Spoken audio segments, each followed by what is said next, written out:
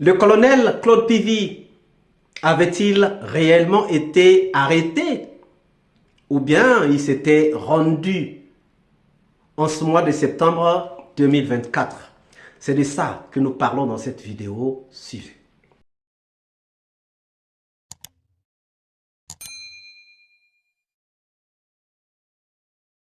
Bonjour, bonsoir, cela dépend de l'heure à laquelle vous regardez cette vidéo. Bienvenue si vous nous découvrez pour une première fois. Encore un réel plaisir pour moi de venir devant vos écrans vous exposer les analyses de Soleil d'Afrique. Chers amis, le cas de l'arrestation de Claude Pivy va poser problème. Lorsque nous essayons de rentrer dans les profondeurs des choses, parce que nous sommes là, à la recherche de la vérité. Nous voulons savoir comment les choses se sont passées. Nous nous rendons compte qu'il y a quand même des non-dits dans ce procès des massacres du 28 septembre 2009 et aujourd'hui, dans le cadre donc de l'arrestation de Claude Pivy. Chers amis, l'avocat de Claude Pivy nous avait dit quelque chose. Claude Pivy a été enlevé, amené dans son village. Et après, il a voulu s'échapper. Il a voulu s'évader. Il a tenté une deuxième évasion des mains de ses ravisseurs, mais il n'a pas pu. Et ses ravisseurs l'ont pris pour l'emmener au Libéria.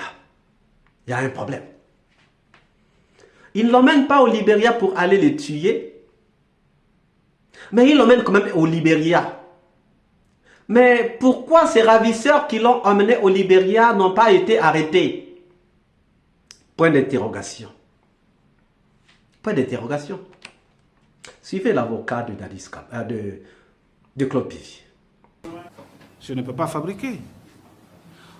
Mon client me dit, j'ai été enlevé. Il nous a même montré des cicatrices sur son genou quand il a bagarré pour qu'il puisse s'échapper. Il n'a pas pu s'échapper, il n'a pas pu. Et cela a fait qu'on l'a amené. Il était dans les mains de ses ravisseurs. Et c'est de là-bas il a été ramené au Libéria. Que voulez-vous, chers journalistes, que j'apporte de démenti à ce qu'il a raconté? Je pense que je ne peux pas. Je ne suis pas en mesure de dire le contraire de ce qu'il ne m'a pas dit. Est-ce qu'il vous a dit pourquoi il a été enlevé et qui l'a enlevé? Vous avez dit que ça a commandé de 4 personnes, mais qui sont-ils en fait? Est-ce qu'ils ont été identifiés? Ce sont des éléments qu'il connaît. Vous savez, n'oubliez pas quand même que Claude Pivy est un chef militaire. Cela ne fait l'ombre d'aucun doute. Et souvent, il y a des bienfaits souvent dans la vie. On peut faire du bien à certaines personnes. Il y a même des choses, toi tu ne te rappelleras plus de ces personnes-là tant qu'une occasion ne se présente pas. Et ces personnes-là sont venues dans ce cadre pour eux l'enlever et le faire sortir de ce problème. Voici tout simplement ce qui s'est passé. Il n'a jamais été en contact avec eux, ça n'a jamais été monté, ce n'était pas un truc planifié, organisé, non, pas du tout. Il s'est retrouvé dans cette situation. Et même si vous prenez l'exemple sur les autres, sinon si c'était seulement adressé au colonel, lui seul, peut-être qu'il en était vraiment à qui on voulait rendre service, mais à l'issue de ça, le président Dadis, le colonel Tcheboro, le colonel Blaise Goumou ont tous été enlevés. Il a fallu beaucoup de choses pour que ceux-là reviennent à la maison centrale de Conakry. Et s'ils ont continué avec lui, parce qu'ils n'ont pas voulu le libérer. C'est pourquoi, avant aujourd'hui, je pouvais être peut-être au même niveau que plusieurs personnes pour parler de l'évasion.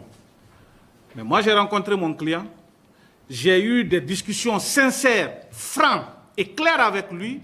Je suis à mesure de dire aujourd'hui, formellement et de façon assumée, qu'il a fait l'objet d'enlèvement par le commando à la maison d'arrêt de Conakry.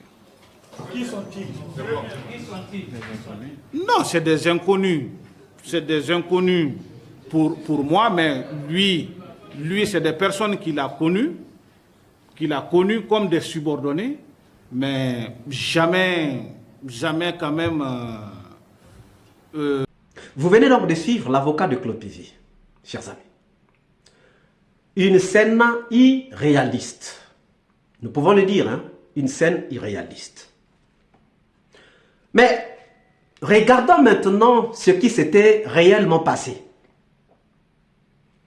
En regardant Claude Pivy sur les premières images qui ont été diffusées, on sent que Claude Pivy est très malade. Et nous compatissons. C'est un être humain qui a droit à la vie. Nous comprenons que Claude Pivy est très malade. Et lorsque vous regardez même son pied droit, vous vous rendez compte que son pied a été saupoudré. Il y a sûrement de la poudre. Peut-être que c'est un traitement qu'il était en train de recevoir pendant sa cavale dans la forêt.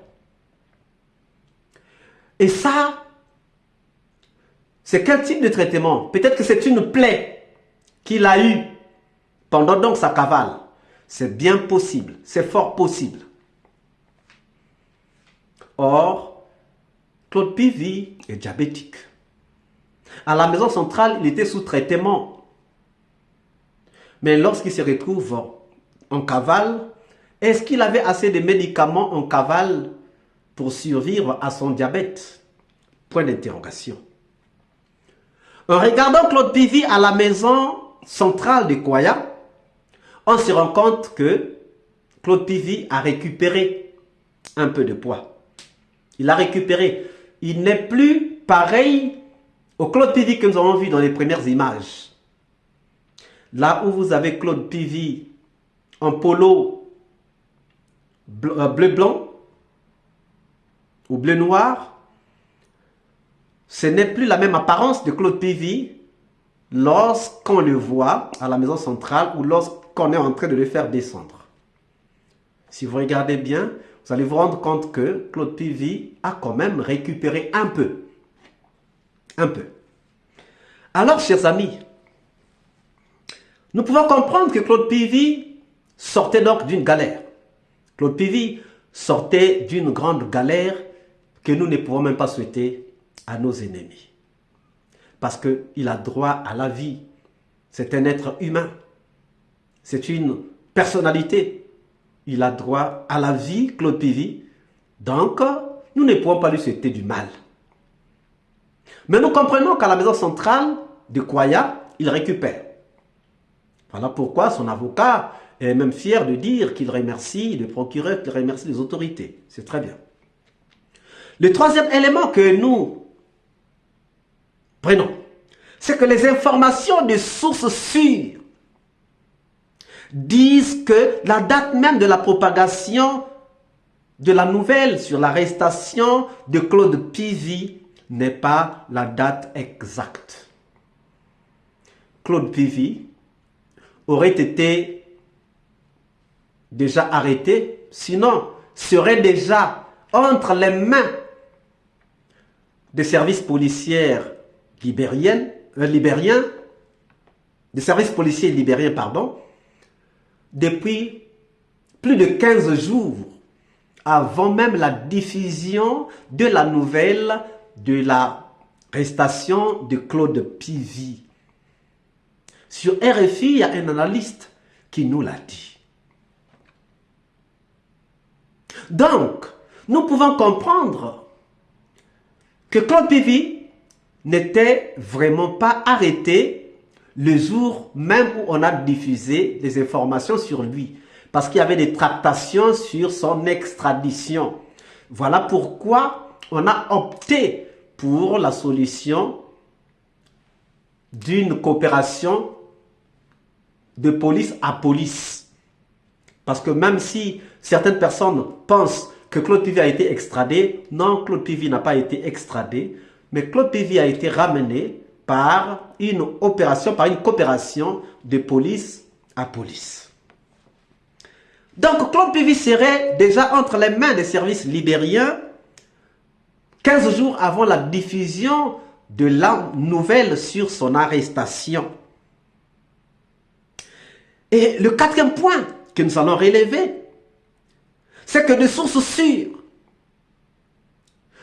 nous font savoir que Claude Pivy n'a pas été arrêté, mais Claude Pivy s'était rendu. Claude Pivy s'était rendu. Mais il s'était rendu pourquoi? Il s'était rendu parce qu'il avait un problème d'argent, un problème de sous. Tous les comptes de Claude Pivy avaient été gelés. Donc Claude Pivy s'est enfui de la maison centrale sans argent. Il se retrouve dans la forêt, dans sa cavale, et surtout que la cavale coûte cher. Il n'a pas pu avoir des sous. Et avec son problème de maladie, de diabète, qui nécessite des soins, qui nécessite des médicaments, n'ayant plus de médicaments, Claude Pivy a vu la mort arriver. Oui, parce qu'il était dans un état de diabète très avancé. Et Claude Pivy s'est dit, si je meurs ici dans la forêt, je n'aurai pas d'obsèques dignes de ce nom. J'ai quand même servi la Guinée.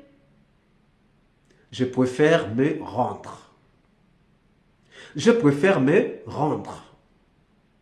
Me rendre parce que je pourrais au moins avoir des soins.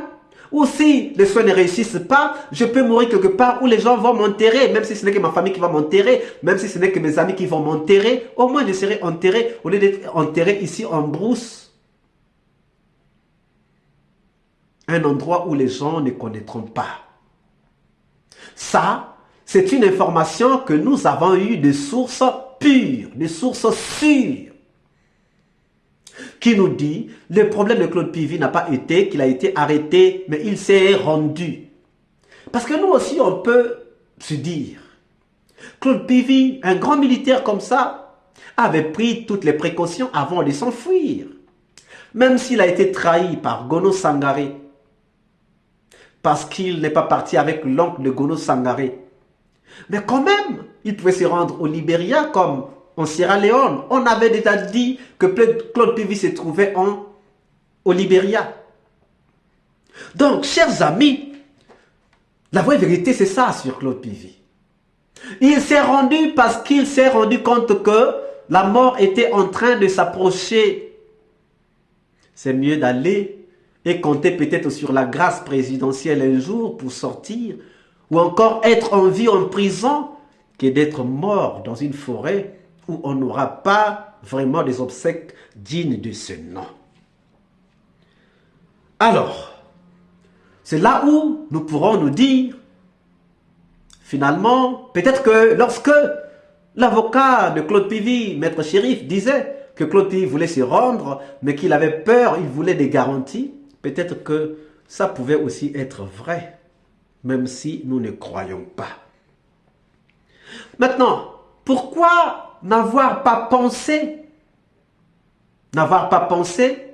ne pas aller en cavale? S'ils ont été kidnappés, enlevés, alors que lui c'est un grand soldat, un grand karatéka. Et même dans la forêt, son avocat nous dit qu'il a tenté de s'échapper. Pourquoi n'a-t-il pas tenté de s'échapper pendant qu'ils sont venus les chercher à la maison centrale? Et puis on s'est dit, s'ils avaient pu avoir Gono Sangaré qui s'était entendu avec Gono Sangaré, Claude Pivy se serait-il rendu? On peut encore se poser la question de savoir s'ils étaient tous sortis ensemble, s'ils étaient partis, arrivés ensemble à la frontière du Libéria avec les autres, donc Dadis Camara, Moussa Tchegboro Camara et Blaise Goumou. Avec l'influence de Dadis Camara sur Gono Sangaré, est-ce que Claude Pivy se serait rendu? De quoi donc donner du crédit à cette source qui nous dit que Claude Pivy s'est rendu parce qu'il lui manquait des sous et il lui manquait des médicaments. Chers amis, ne pensez-vous pas que cette thèse est crédible? Nous attendons vos réponses dans les commentaires. Si cette vidéo vous a plu, ne manquez pas de laisser vos pouces bleus, de commenter, de partager. Si vous n'êtes pas encore abonné, c'est le moment de vous abonner et surtout de ne pas manquer d'activer la cloche de notification afin d'être averti à temps réel de toutes nos prochaines publications. Quant à moi, je vous dis à très bientôt pour une nouvelle capsule. Ciao!